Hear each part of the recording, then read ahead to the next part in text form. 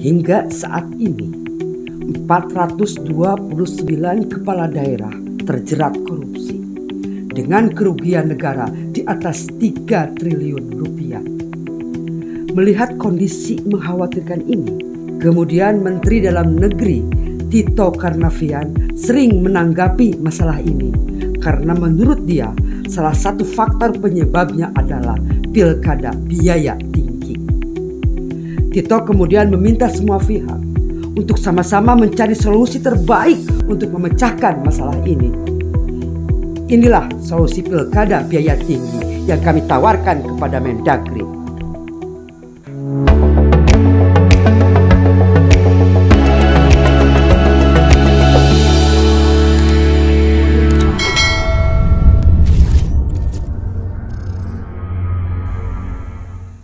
Dalam acara rapat koordinasi pengawasan penyelenggaraan pemerintahan daerah secara nasional tahun 2021 tanggal 31 Agustus 2021 lalu, Mendagri Tito Karnavian menilai perlu betul dicari solusi, dan ini tidak bisa dikerjakan oleh satu instansi apalagi Kemendagri sendiri, adalah politik biaya tinggi pada saat pilkada. Untuk menjadi bupati wali kota sekian besar, untuk menjadi gubernur sekian, sehingga ini terjadi moral hazard karena sistem by system. Nah, ini yang mungkin perlu dipikirkan bagaimana agar membuat sistem politik untuk mencari pemilik kepala daerah tanpa biaya politik yang tinggi seperti itu. Teman-teman kepala daerah ini banyak juga yang harus mengembalikan biaya politiknya yang saat itu pada saat pilkada. Kalau kami menyebutkan bukan penyebab, tapi dampak dari pilkada biaya tinggi. Jadi maraknya korupsi kepala daerah adalah dampak dari pilkada biaya tinggi. Masalah pilkada biaya tinggi ini kami analogikan kebakaran hutan. Saat ini kita hanya berkutat pada penyelesaian asapnya tanpa memadamkan apinya. Api atau penyebab dari pilkada biaya tinggi adalah partai politik yang sampai saat ini tidak menjalankan peran dan fungsinya sesuai dengan tujuan parpol itu sendiri. Terutama dalam tujuan mengembangkan kehidupan demokrasi berdasarkan Pancasila dengan menjunjung tinggi kedaulatan rakyat dalam negara kesatuan Republik Indonesia dan mewujudkan kesejahteraan bagi seluruh rakyat Indonesia. Jadi pada prakteknya masih jauh dari tujuan undang-undang mereka sendiri. Orientasi mereka hanya pada kemenangan saja, belum sampai pada bagaimana demokrasi yang sehat pada pilkada, sehingga mendapatkan calon yang diusungnya benar-benar berkualitas dari semua sisi tentunya. Kalau ada yang bertanya, kan ada calon independen, yaitu non-parpol. Pertanyaannya, dari tahun 2008 sampai sekarang, paslon independen mana yang menang? Independen pertama menang itu Irwandi Yusuf, Gubernur Provinsi Nangro Aceh Darussalam pada tahun 2007. Yang terdekatnya pasangan Aceh Fikri Diki Chandra, Bupati dan Wakil Bupati Garut. Setelah itu selesailah kejayaan independen. Artinya belum ada lagi yang bisa menang. Jadi pilkada ini dikuasai oleh parpol. Mana mungkin parpol mau kalah sama independen? Harga diri urusannya. Maka mereka akan sekuat tenaga dan berbagai cara agar menang. Kembali ke masalah pilkada biaya tinggi. Jadi penyebab utamanya adalah partai politik. Walau ini tentu berat karena terkait erat dengan isi perut oknum politisi.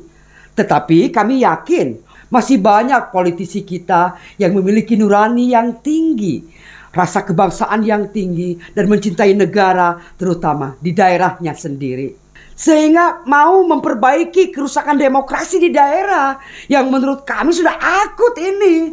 Hingga sulit menekan korupsi di daerah. Kemudian kenapa kami katakan penyebabnya partai politik? Pertama, parpol tidak menjalankan fungsinya dalam pendidikan demokrasi kepada masyarakat. Kedua, biaya memperoleh dukungan parpol. Syarat untuk bisa maju di pilkada adalah memiliki 20% jumlah kursi di legislatif. Syarat inilah yang terkadang memunculkan rupiah per kursinya dengan alasan untuk biaya sosialisasi dan lainnya. Ketiga, kualitas calon yang diusung tidak cukup baik. Karena kualitas calon, baik dari sisi elektoral atau keterpilihan oleh masyarakat maupun tingkat popularitasnya yang sangat minim, maka sosialisasi dengan berbagai cara menjadi keharusan jika mereka mau meningkatkan popularitas dan elektabilitasnya. Penyebab lainnya adalah: pertama, penegakan hukum yang lemah. Banyak yang kita temukan kasus pengaduan ketika pilkada, kecurangan dan lainnya, yang kadang penyelesaiannya tidak sesuai dengan fakta yang terjadi di lapangan. Kedua, independensi penyelenggara dan ASN daerah. Independensi penyelenggara dan independensi ASN pun menjadi bagian dari masalah pilkada.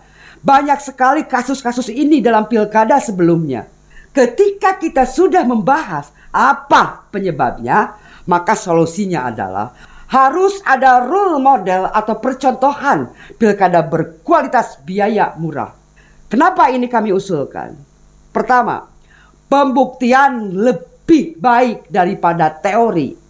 Di kita itu harus ada contoh sehingga tidak dibilang hanya teori saja. Ketika sudah ada contoh, maka retorika yang dilontarkan para pembela money politik akan terpatahkan. Kedua, masyarakat bisa menilai sendiri ketika daerah yang pilkadanya berkualitas tersebut maju, maka dengan kesadarannya akan dijadikan contoh untuk sama-sama dilaksanakan di daerahnya pula. Ketiga, karena kami yakin ketika pilkada berkualitas, maka akan menghasilkan pemimpin berkualitas pula. Ketika pemimpinnya berkualitas, maka kemajuan daerah itu menjadi sebuah keniscayaan.